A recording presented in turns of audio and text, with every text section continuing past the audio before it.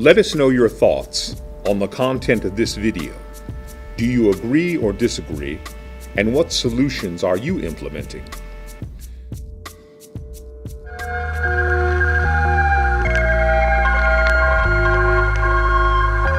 John Morgan. I'm a detective with the Cuyahoga County Sheriff's Office.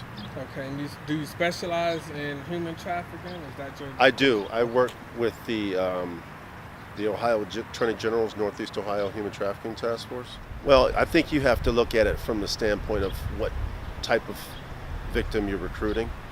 I think that if you are, some of these traffickers look for people who are already addicted to heroin. And so a recruiting technique for them is, look, I'll give you as much heroin as you want, but you just have to do what I ask you to do. You go out, you turn tricks, and I'll give you all the heroin you'll ever want. But that's not really the case. Now, there's also a person who's trying to lure someone in who is young. Young people are impressionable. They want to be away from their home. They want to be 13 going on 30, and they think they know everything. So one way they may lure them out is with an opportunity of, fashion, or being in fashion, or being a model. They gets them out of the home, say, hey, you come and let's travel with me. I'll take you all these different places. But as soon as they get them away from their family, that's when the trafficking begins. Now, I'll tell you, we just started training some of the people who go out and they start to investigate some of these opioid overdoses, to look for other things besides just an overdose.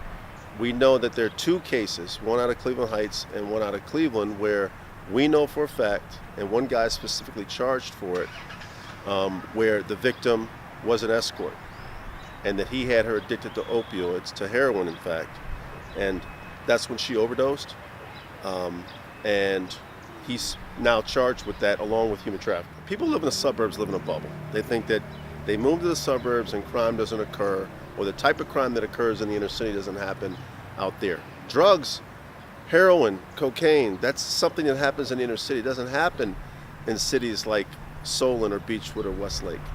So the people who are most susceptible to becoming addicted to opioids are kids who have money. They raid their parents' medicine cabinets, they get hooked on some prescription painkiller. I'm just citing one example, there are many examples. And then they go and they start getting addicted to heroin. Now, they don't want their parents to know that they have a heroin addiction, so what do? They start doing things on the back end so nobody will know that they have a heroin addiction. We've seen instances in the suburbs where girls will leave their house, walk to the street corner, get picked up by the trafficker, go out, turn a few dates, come back, get dropped off, and go back home like nothing happened. Going to the store. Their parents thought they're going to their friend's house, and they're out there turning tricks. We've seen instances where, one girl in particular from Seven Hills, I can speak on her because she's no longer with us. She was Miss Teen Seven Hills. 2 years after that, she was turning 10 tricks a day on Ottawa, over on the east side off of Harvard. She was addicted to heroin. She got addicted to heroin while she was in high school.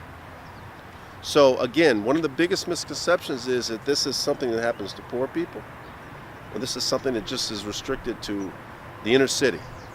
But what we're finding here is we're finding